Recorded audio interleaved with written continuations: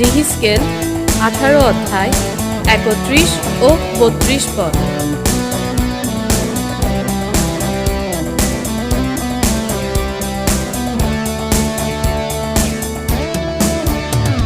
তোমাদের সমস্ত অন্যায় তোমাদের নিজেদের মধ্য থেকে দূর করো এবং তোমাদের অন্তর মন নতুন করে গড়ে তোলো। কেন তোমরা মরবে? আমি কারো মৃত্যুতে খুশি হই না।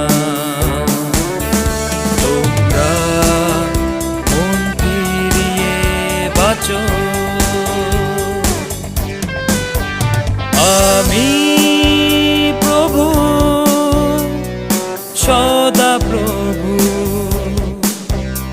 এই কথা বলছি।